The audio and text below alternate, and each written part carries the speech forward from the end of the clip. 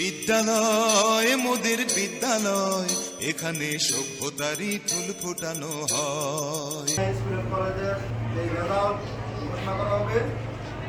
এই অনুষ্ঠানের সম্মানিত প্রধান অতিথি আমার সম্মানিত বড় ভাই আলহাজ সিনিয়র চেয়ারম্যান সাহেবের জ্যেষ্ঠ সন্তান রাষ্ট্র ইউনিয়নের সভাপতি জনাব সেলিম রুমি, অত্যন্ত শ্রদ্ধাভাজন তিনি আছেন। এই কলেজের প্রধান শিক্ষক জনাব আলিম স্যার সহ স্যাররা এবং আমার স্কুলের ছোট ভাই বোনেরা। সেলিম ভাই থাকলে আমার কোনো বক্তব্য চলবে না, তারপরও বলি শিক্ষার্থী তাদের কাছে অনুরোধ থাকবো তোমরা স্কুলের নিয়ম কানুন মেনে লেখাপড়া একটু উন্নতি করবা। আমরা সবসময় স্যারের পাশে স্কুলের পাশে থাকানো হলো। এই স্কুলে আমরাও লেখাপড়া করেছি, সেলিম ভাই এই স্কুলে লেখাপড়া করেছে, তখন ছিল Sharmin miss model high school. এখানে যারা আছে সবাই এই স্কুলের ছাত্র। এই স্কুলের প্রতি আমাদের যে মায়া মমতা, এটা অন্য স্কুলের জন্য আমাদের নেই। আবার এটা আমাদের নিজেদের ঐতিহ্য, আমাদের গ্রামের কাজে এটা কোনোভাবেই যেন এটার মান সম্মান বিনষ্ট না হয়, সেদিকে তোমরা খেয়াল রাখবা। সবসময় খেয়াল রাখবা, শিক্ষা জাতির মেরুদণ্ড, শিক্ষা ছাড়া কোনো গতি নেই। যে জাতি যত বেশি শিক্ষিত, সে জাতি তত বেশি উন্নত। কাজে তোমরা উন্নতির চরম শিরোনে যেতে চাইলে তোমাদের শিক্ষা ব্যবস্থা আরও অবশ্যই উন্নতি করতে হবে। সেলিম ভাই বক্তৃতা দেবে। আমার সহপাঠী ও অভিভাবক, আসসালামু আলাইকুম। আসসালামু রাহমাতুল্লাহ। আমাদের সন্তান তোমাদের কাছ থেকে আমরা অনেক কিছু আশা করি। তোমরা যদি ভদ্রভাবে চলো, স্কুল ঠিক মতো নিয়ম কানুন মেনে চলো, এটা কিন্তু তোমাদের পিতামাতার গর্ব। এটা অহংকার না, আমার ছেলে মেয়েগুলো ভদ্রভাবে চলাফেরা করে, স্কুলে ঠিক মতো লেখাপড়া করে, পিতামাতার গর্ব। এটা পিতামাতা কিন্তু অনেক কষ্ট করে তোমাদের লেখাপড়া করে। তোমরা যদি লেখাপড়া না করে দুষ্টামি করো, এতে কি পিতামাতা লজ্জিত হয়। আর তোমরা যদি ভালোভাবে চলো, তাহলে কি হয়, পিতামাতারা গর্বিত হয়, যেটা আমার সন্তানরা ভালো গর্ববোধ করে। আমি তোমাদের স্কুলেরই প্রাক্তন ছাত্র। তোমরা অনেকে হয়তো মন খারাপ করবা যে আমি রেজাল্ট খারাপ হয়েছে। তোমাদের একটা কথা বলি, ক্লাস 4-এ আমাদের স্কুলে তখন 31 জনের মতো আমরা ছাত্রছাত্রী ছিলাম।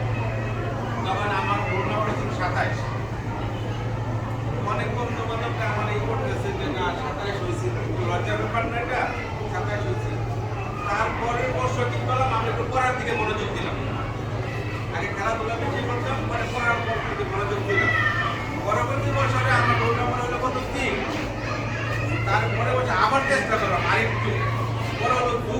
এমন করে 1 পর্যন্ত আমার রোল নাম্বার হয়েছে। কাজে এটা কিন্তু কঠিন কিছু না, কঠিন কিছু না। এখন আজকে রেজাল্ট খারাপ করছে তাই বলে মন খারাপ করা যাবে না।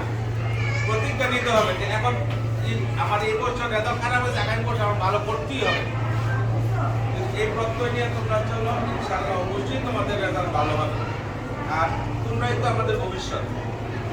তোমরা কেউ ডাক্তার হবে, কেউ ইঞ্জিনিয়ার হবে, কেউ প্রফেসর হবে, কেউ শিক্ষক হবে, তাই না? যদি ভালো মতো লেখাপড়া না করো, তাহলে কিন্তু এটা হওয়ার সুযোগ নাই। ভালো মতো লেখাপড়া করলেই কিন্তু তোমরা এটা হতে পারবে। কাজে তোমাদের কাছে অনুরোধ, তোমরা সবাই বাচ্চা, আমাদের সন্তান, তোমরা ঠিক মতো লেখাপড়া করবে, যাতে আমরা যারা গার্জিয়ান আছে, বাপ মা আছে, আমরা যেন লজ্জিত না হই।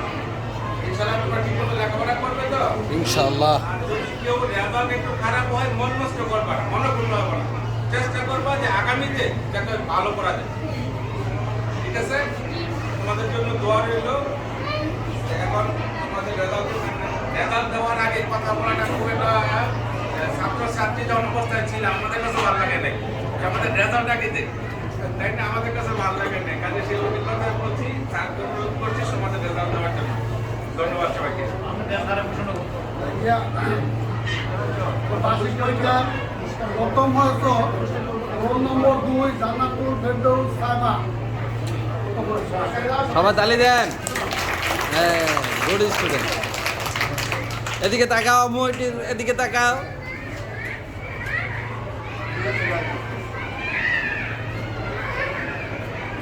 দ্বিতীয় হয়েছ মারিয়া মিম।